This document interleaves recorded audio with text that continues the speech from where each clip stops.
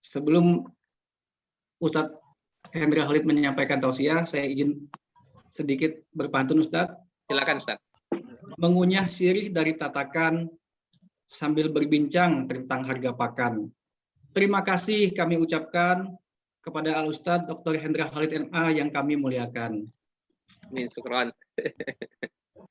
Baik, dengan tidak berpanjang lebar lagi, kepada Al-Ustadz Dr. Hendra Khalid MA, waktu dan tempat kami sediakan. Tafadhol, Ustadz. Assalamualaikum warahmatullahi wabarakatuh. Waalaikumsalam warahmatullahi wabarakatuh. Alhamdulillahirabbil alamin, assalatu wassalamu ala asyrafil anbiya'i wal mursalin wa ala alihi wa ashabihi ajma'in, amma ba'du.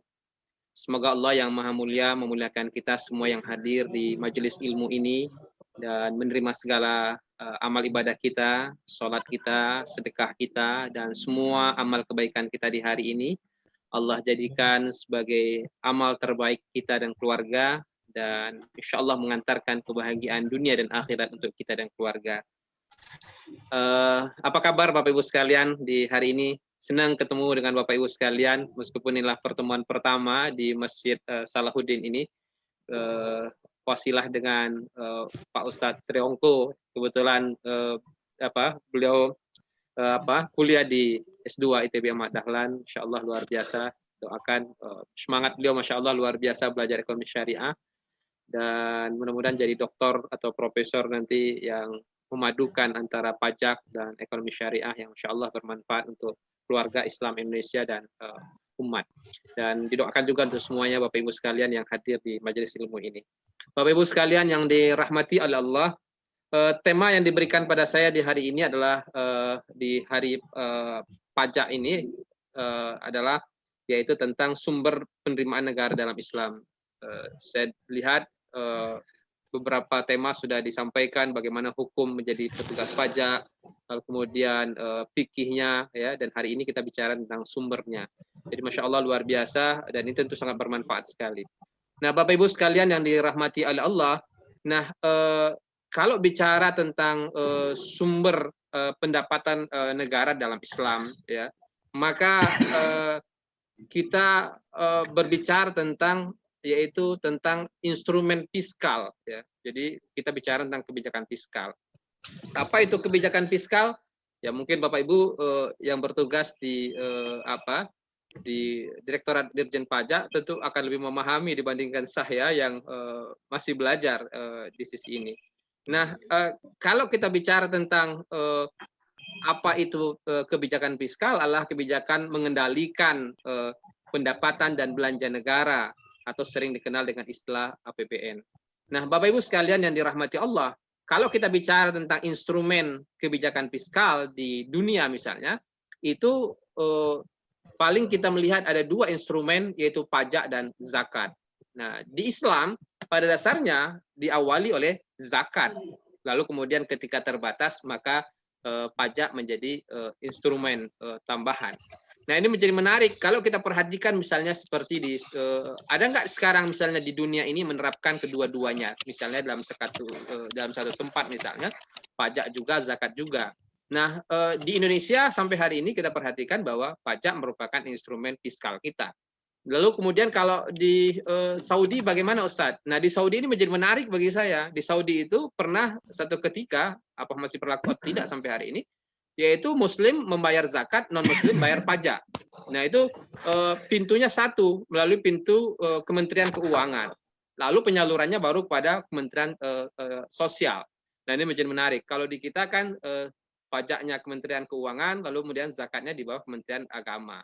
Nah ini juga yang selalu menjadi PR, menjadi masukan bagaimana ke depan bisa ini menjadi satu potensi yang besar zakat dan pajak.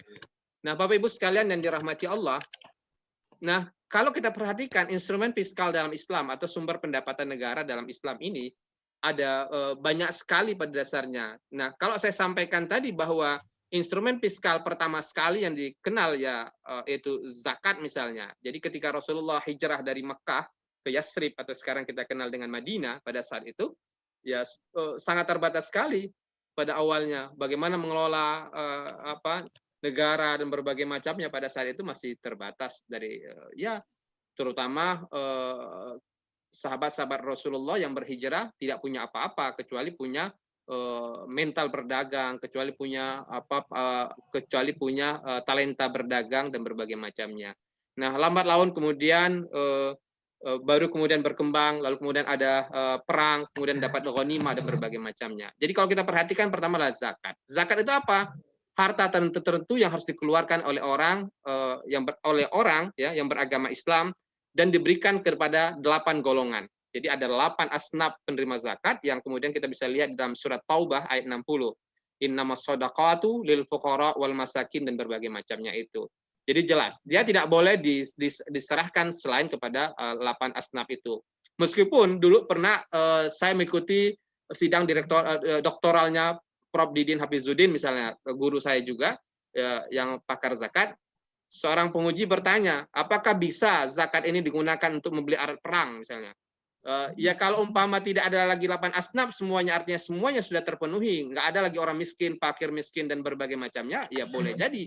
Tapi ketika masih ada, maka itu lebih prioritas 8 asnaf tadi.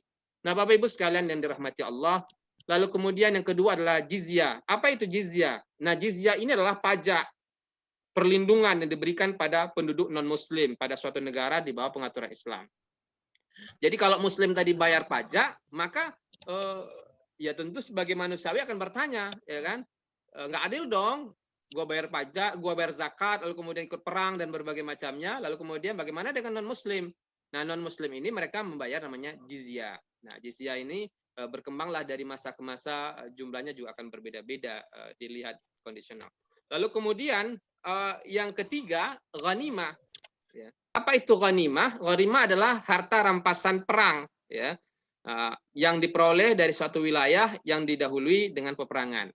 Misalnya ketika menang perang Badar misalnya ya.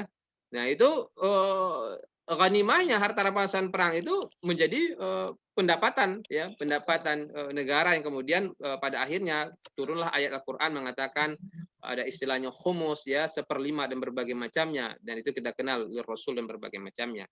Nah, ya perang Badar kita menang, tapi di perang Uhud kita kalah. Ini menjadi menarik. Ya, kenapa kalah di perang Uhud? Padahal perang Badar menang. Perang Uhud kalah, sampai-sampai giginya Rasulullah rontok, sampai-sampai pamannya Rasulullah Hamzah terbunuh dan berbagai macamnya. Persoalan ghanimah juga, persoalan harta perang juga. Ya, kenapa? Jadi kalau Bapak Ibu sekalian pergi ke Madinah, itu kan bisa kita lihat dari bukit Uhud itu ya, dari apa? Bukit Panah namanya, bukit pemanah.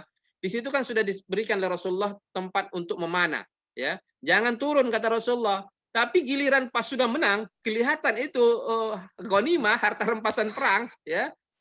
Turun semuanya, berebut, ya kan? Tahulah kita Khalid bin Walid yang pada saat itu belum masuk Islam. Khalid bin Walid berbalik arah dan kemudian Masya Allah luar biasa. Kita kalah pada saat itu. Jadi kita luar biasa ini ghanimah. Nah, tapi ghanimah ini merupakan pendapatan dalam kebijakan fiskal Islam. Lalu kemudian kita lihat fa'i, yakni harta rampasan perang yang diperoleh dari suatu wilayah tanpa melalui peperangan. Artinya penduduknya pergi ya, lalu kemudian tidak mengadakan perlawanan atau terjadi kesepakatan damai. Jadi ini seperti fa'i. Lalu kemudian kita kenal dengan usur. Nah, usur ini menjadi menarik ya, merupakan pajak yang harus dibayar ya oleh para pedagang muslim maupun non muslim atau dikenal dengan bea cukai.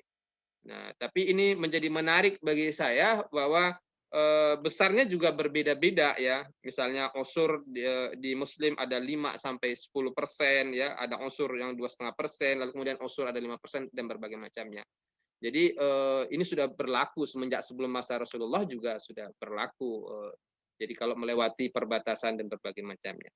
Lalu kemudian kita kenal ada kharaj. Kharaj merupakan pajak yang dibebankan kepada tanah-tanah yang dilakukan oleh kaum muslim, yang ditaklukkan oleh kaum muslimin, yang dibiarkan tetap dimiliki sebelumnya guna untuk produktivitas tanah tersebut atau hasil pertanian. Contohnya apa Ustadz? Contohnya ketika Khaybar, ya, tanah Khaybar. Tanah Khaybar itu adalah tanah yang luar biasa produktifnya.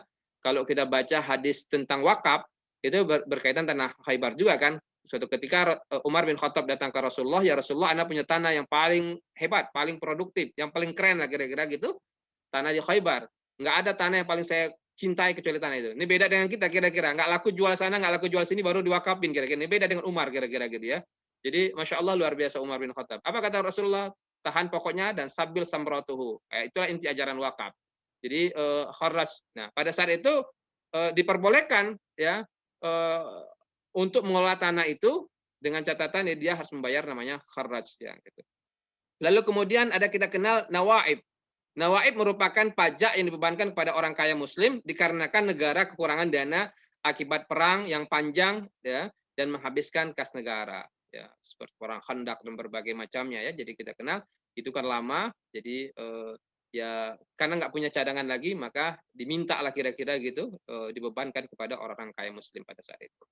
Lalu kemudian amwal fadilah ya berasal dari harta kaum muslim yang meninggal tanpa ahli waris ya atau berasal dari barang-barang seorang muslim yang telah murtad ya dan pergi meninggalkan negaranya.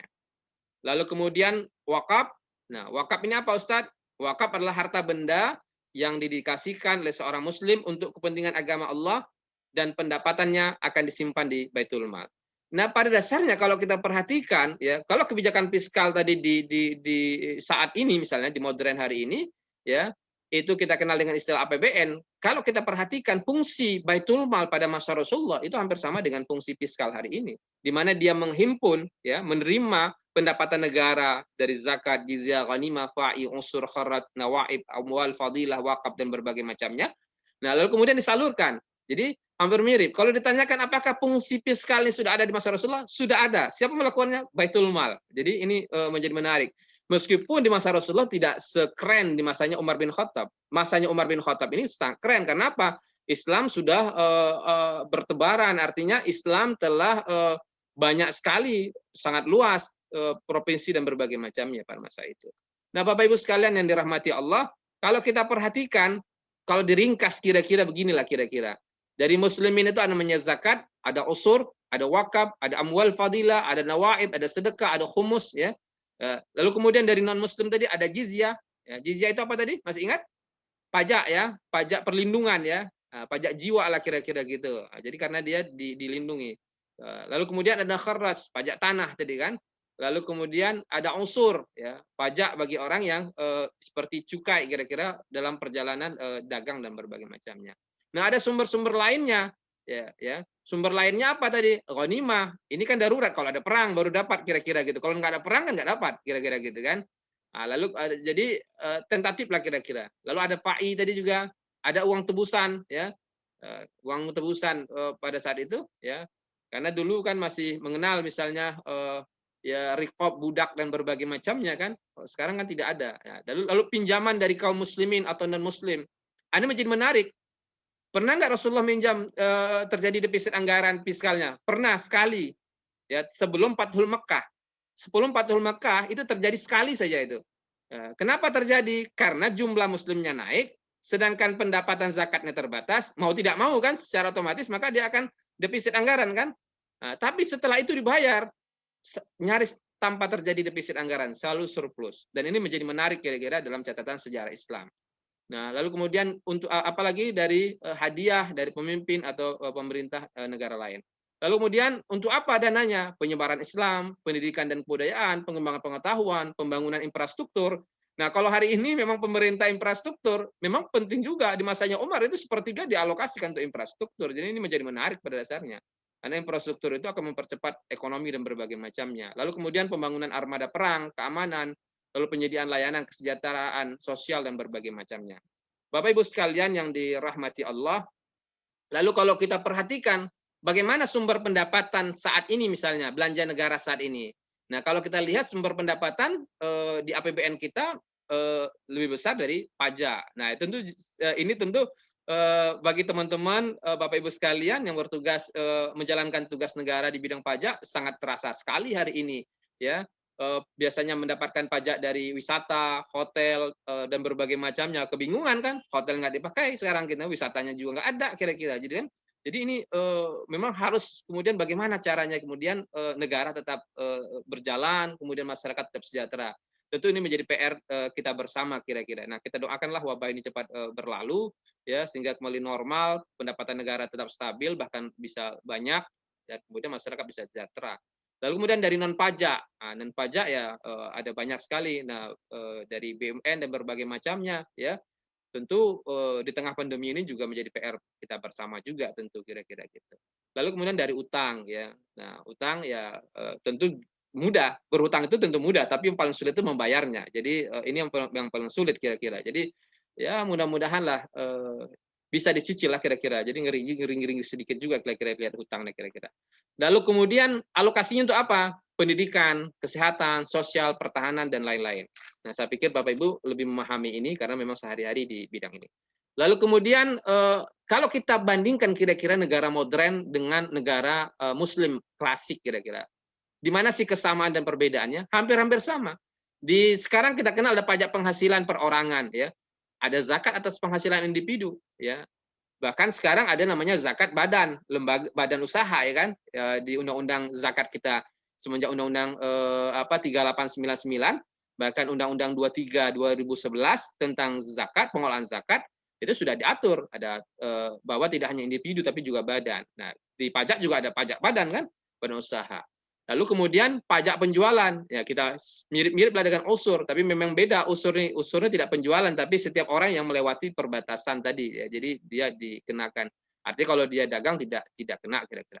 Lalu kemudian pajak kekayaan, ya, zakat terhadap harta. Lalu retribusi yang kita kenal hari ini, ya, retribusi daerah dan berbagai macamnya, yaitu miriplah dengan namanya kharaj. Nah, yang tidak ada jizyah, ya, karena kita sekarang adalah negara yang kemudian ya mengakui semua agama yang ada di Indonesia. Nah, kemudian tidak ada semuanya, tidak ada perbedaan, ya, mau Islam, mau Kristen, ya, apapun agamanya di Indonesia yang diakui oleh negara, maka dia dapat perlindungan dan punya kewajiban untuk membayar namanya pajak. Kira-kira demikian. Bapak Ibu sekalian yang dirahmati Allah, apa sih solusinya Ustadz? Nah, kalau saya ditanyakan apa kira-kira nih Ustadz yang bisa dikembangkan di konteks hari ini kira-kira. Nah, bagi saya kalau kita lihat tadi semuanya sama lah kira-kira, ya kan, instrumennya sama lah, pajak dengan zakat kira-kira, ya, mengkombinasikan dua itu.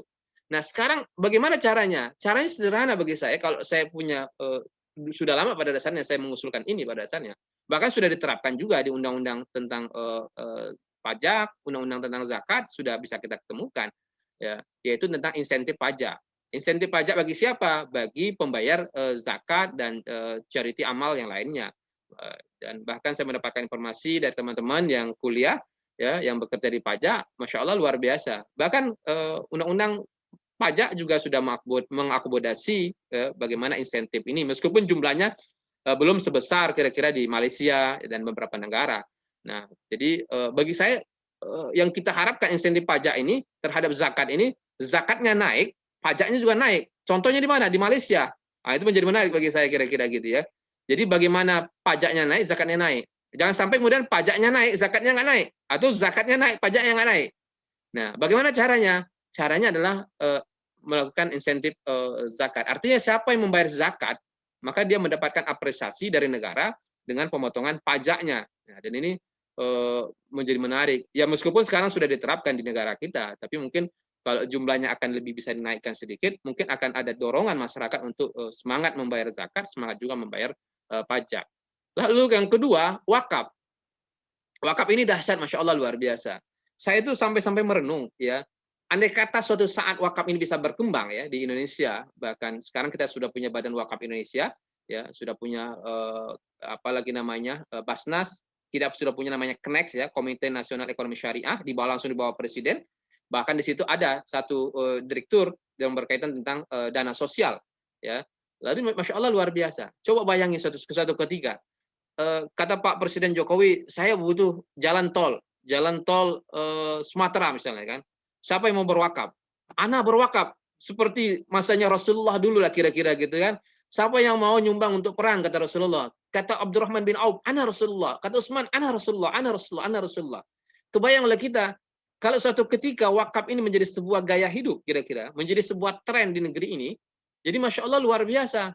Butuh rumah sakit, ada yang wakafin rumah sakit. Butuh sekolah, ada yang wakafin sekolah. Ya, butuh jalan, Kira-kira kita masih butuh hutang nggak kira-kira? Nggak butuh hutang kan?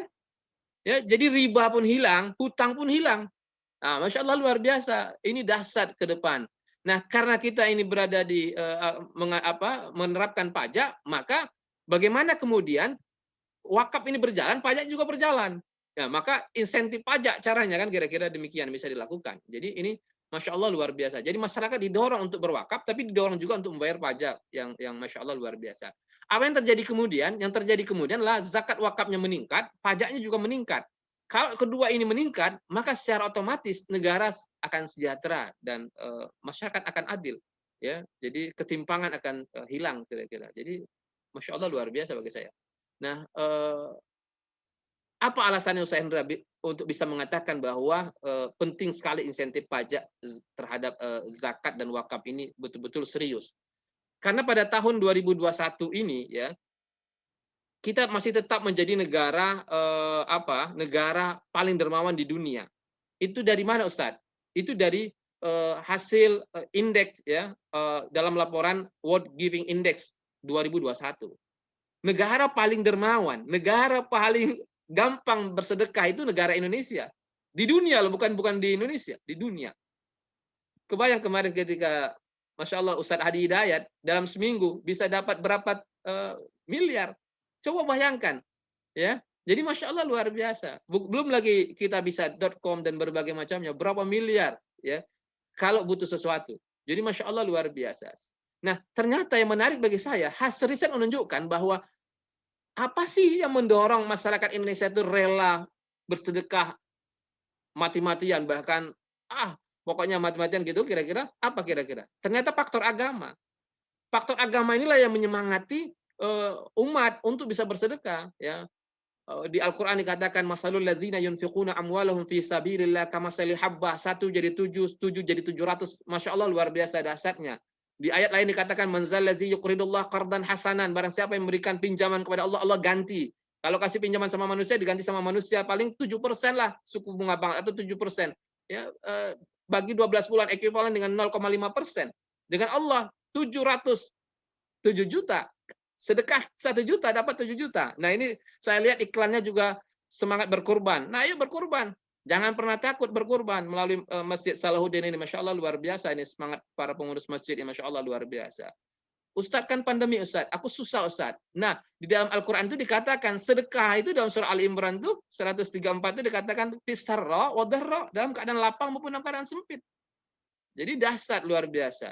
Nah, mudah-mudahan lah ini bisa dipadukan kira-kira menjadi catatan kita bersama. Lalu kemudian kalau kita perhatikan berapa sih potensi tanah wakaf di Indonesia, dari hasil riset CSR-nya UIN itu mengatakan 590 triliun dan berbagai macamnya. Meskipun hari ini yang terhimpun masih terbatas. Ya. Lalu kemudian kalau kita perhatikan, nah ini menjadi menarik bagi saya. Potensi dana umat itu luar biasa pada dasarnya, atau dana wakaf perorangan. Sekarang tuh bisa wakaf nggak Ustaz? Bisa. Ya, bahkan 10.000 pun bisa wakaf sekarang. Anggaplah 10.000. 10.000 ya kali 10.000 wakif kali 10.000 itu uangnya sudah 100 juta.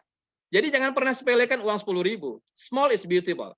Ya, jadi kalau Muslim di Indonesia itu 200 juta orang lalu memberikan wakaf uangnya sebesar 1.000 saja tiap hari, sekarang tuh toilet itu sudah 2.000 bahkan 3.000 ada beberapa tempat. Bayangin tuh kira-kira 2.000 3.000. Anggap 1.000 rupiah lalu ditaruhlah di Nazir Badan Wakaf Indonesia atau taruh di BWI ya. Itu sudah 200 miliar tiap hari, 1.000 kali 200 miliar ya. Itu sudah ada 200 miliar uang yang bisa terhimpun. Jadi Masya Allah luar biasa. Jadi 1.000 saja dikumpulin ya kali 200 juta penduduk Indonesia itu sudah 200 miliar ya, per hari. Taruh sajalah di Bank Syariah Indonesia. Lalu kemudian 73 triliun per tahun. Nah itu kebayang kira-kira 1.000 loh. Jadi kalau masjid tutup di tengah pandemi ini, Masya Allah itu potensi sedekah, wakaf dan berbagai macamnya berkurang. Maka kemarin menjadi bahan pemikiran bersama di tengah pandemi ini yang pada akhirnya diberikan kebijakan untuk kemudian membuka beberapa masjid yang tidak di zona merah. Nah, lalu kemudian kalau kita bayangkan 200 juta tadi wakif kali 1.000 miliar, 1,4 triliun seminggu, 73 triliun setahun, maka apa yang bisa dilakukan kira-kira? Ada 14.600 masjid bisa dibangun. Anggaplah satu masjid 5 miliar. Ada 73 kampus bisa dibangun. Satu kampus 1 triliun. Ada 146 rumah sakit bisa dibangun. Satu rumah sakit 500 miliar. Ada 73.000 SD atau MI dibangun. Ini Masya Allah luar biasa. Jadi nggak butuh uang pajak lagi nanti. Ini tinggal butuh uang umat. Kebayang kira-kira kan? Jadi Masya Allah luar biasa. Nah, sekarang bagaimana caranya? Ya, karena pajak itu wajib, kemudian umat punya semangat untuk bisa bersedekah, berderma dan berbagai macamnya. Nah, ini bagaimana kemudian memberikan insentif tadi. Kalau Anda berwakaf, Anda dapat potongan sekian. Kalau Anda berwakaf sekian dan berbagai macamnya. Jadi dorongan ini yang insya Allah menjadi sebuah kekuatan yang luar biasa. Nah, sekarang kita lihat ternyata generasi milenial itu generasi yang terbanyak sekarang ya, generasi Z ya. Milenial generasi Z itu 25. Maka hampir semua sekarang iklannya itu mengarah pada generasi milenial ya. Ketika diadakan BTS McD kemarin semuanya rebutan ya, semuanya ingin menjadi BTS. Lalu kemudian apa saja yang berbau milenial semua sekarang menjadi perhatian. Nah, ternyata betul juga hasil riset teman-teman di Puskas Basnas 2020 menunjukkan yang paling banyak bersedekah itu sekarang adalah 28% usianya 20 sampai 25 tahun.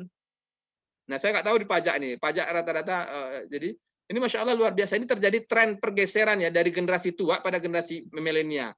Meskipun donasi mereka kecil, kira-kira demikian. Nah, apa terakhir kira-kira terakhir menurut saya ada 4 kunci sukses fiskal Indonesia dan banyak negara ke depan. 4 ini menjadi penting sekali bagi saya. Yang pertama adalah karakter, akhlak. Ya, akhlak itu terbagi menjadi 2. Yang pertama adalah moral. Moral itu adalah iman, percaya, ya, bahwa saya ini bekerja, ya, beribadah, membantu negara dan berbagai macamnya, ya. Insya Allah sekecil apapun akan mendapatkan balasan, pahala dan berbagai macamnya, menolong kebaikan dan berbagai macamnya. Lalu takwa, ya, takwa yakin betul kita ini dilihat sama Allah, ya, dilihat, diperhatikan sama Allah dan berbagai macamnya. Lalu harus jujur dan berbagai macamnya. Nah, baik itu pekerjanya maupun wajib pajaknya dan berbagai macamnya. Lalu kemudian yang kedua adalah kinerja. Kinerjanya adalah kerja keras ya, tuntas dan berbagai macamnya. Kalau akhlaknya saja iman tapi kemudian dia nggak mau kerja ya, semangatnya nggak mau ya, jadi nggak bagus juga. Atau kerjanya bagus tapi tidak amanah juga tidak bagus juga.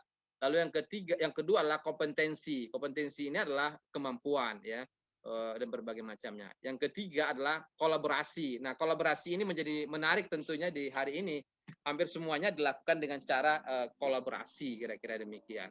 Lalu yang terakhir adalah literasi. Nah, literasi ini tentu akan menjadi menarik ya. Nggak mungkin juga orang mau kemudian semangat berderma, semangat menunaikan pajak kalau kemudian dia tidak tahu apa manfaatnya. Jadi di sini penting sekali literasi. Sekarang sangat ditingkatkan literasi terhadap ekonomi syariah, wakaf, zakat, meskipun indeks literasi kita masih sangat terbatas. Saya pikir dengan 4 hal ini, insya Allah fiskal kita, insya Allah mudah-mudahan bisa baik dan bagus. Meskipun sekarang sudah bagus, saya pikir bisa dipertahankan untuk masa depan kira-kira. Nah, jadi kolaborasi juga bisa dilakukan. Ya, misalnya Dirjen Pajak dengan Basnas, dengan BWI, lalu kemudian dengan Kenex sekarang, ya, bagaimana kemudian mengajak semangat berderma dan membayar pajak ini. Saya pikir itu Ustadz Berry dan Bapak Ibu sekalian, mudah-mudahan bermanfaat, ya, semangat pajak, salam pajak, dan ayo menunaikan pajak dan juga ayo berzakat, berwakaf, dan insya Allah Indonesia sejahtera. Dan orang yang hebat itu adalah napasnya boleh berhenti, tapi pahala kebaikannya tidak boleh berhenti. Salah satu caranya adalah berzakat, berwakaf. Mudah-mudahan bermanfaat ya. Jadi sedih kadang-kadang setiap hari sekarang kita menerima WA, media sosial, ada banyak guru-guru kita yang meninggal. Ya, mudah-mudahan kita juga semangat untuk menambah bekal ilmu, bekal segala-galanya. Ya, karena mati itu fujaatan, mati itu datangnya tiba-tiba. La yasta'khiruna sa'atan wa la yastaqdimun, tidak bisa diperpanjang, tidak bisa diperpendek. Dan mudah-mudahan Allah jaga kita dan keluarga, Allah cukupkan rezeki kita dan keluarga, dan insya Allah kita menjadi orang-orang yang bahagia dunia akhirat. Makasih Ustadz Berry, makasih juga Bapak Ibu sekalian. Kalau ada yang ingin ditanyakan, silakan. Mungkin saya juga mendapatkan ilmu dari Bapak Ibu sekalian. Kalau ada yang keliru yang saya sampaikan tentang ini, silakan. Masya Allah, tabarakallah. terima kasih banyak Ustadz atas ilmu yang telah diberikan. Alhamdulillah ada beberapa hal yang juga saya sedikit kutip tadi, ternyata instrumen fiskal dalam Islam lumayan banyak jumlahnya selain zakat. Mungkin yang umum yang kita tahu itu zakat, wakaf, tapi juga ternyata ada zizyah, ada ghanimah, ada fa'i, ada usyr, ada haraj, ada nawaib, bahkan ada amwal fadilah ya Ustaz ya. Nah, kemudian ternyata yang saya juga baru tahu ini Ustaz bahwa ternyata pernah di zaman Nabi itu terjadi defisit anggaran gitu. Ini sangat menarik sekali ya. Jadi ini hal wawasan-wawasan seperti ini yang mungkin kita juga nggak tahu, dan ternyata di zaman Khalifah Umar bin Khattab juga sepertiga anggarannya digunakan untuk infrastruktur ya kan. Jadi sementara di zaman sekarang ini yang mungkin banyak hal yang terkait dengan menyinyir ya, terkait dengan pembangunan infrastruktur, ternyata kalau kita kaji sejarah Islam, sejarah Nabawi yang lebih mendalam, hal seperti ini banyak terungkap seperti itu ya. Ini adalah buku pajak. Ini namanya Kitab Kharraj ya. Kitab pajak yang dikarang oleh Abu Yusuf. Sampai-sampai pemikir Islam masa lalu punya karya namanya Kitab Kharraj. Masya Allah luar biasa. Ya ini atas permintaan Khalifah Harun ar-Rasyid. Jadi ini Kitab Al-Kharraj. Kharraj itu apa artinya? Pajak. Jadi bayangin ya. Ini yang kalau seperti Pak Tri Hongko sudah kuliah, dia sudah mengerti ini. Atau Bapak Ibu sekalian yang kuliah di ekonomi syariat paham nih. Ada Kitab Kharraj. Ada satu lagi namanya Kitab Amwal. Karangannya Abu Ubaid. Amwal ini adalah tentang harta.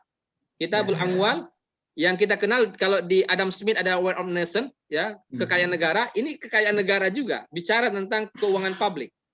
Jadi bagaimana pendapatan negara dan berbagai macam. Ini sudah menarik, sudah ada diterjemahkan, ya bisa kita lihat terjemahannya. Nanti bisa belilah kira-kira. Nah, mudah-mudahan teman-teman bisa beli ini. Namanya Ensiklopedia Keuangan Publik ya, sudah diterjemahkan oleh teman-teman di OJK juga, Ustadz Budi ini saya Budi Setiawan ya. Jadi masya Allah luar biasa. Nah, ada banyak sekali pada dasarnya hazanah Islam yang kemudian artinya kalau bicara tentang pajak ya, itu sudah lama ya, hampir semua tokoh-tokoh di ekonomi Islam bicara tentang pajak ya. Jadi ini masya Allah, tinggal sekarang tuh bagi saya pada dasarnya semangatnya adalah semangat insentif pajak tadi itu menjadi menarik bagi saya pada dasarnya.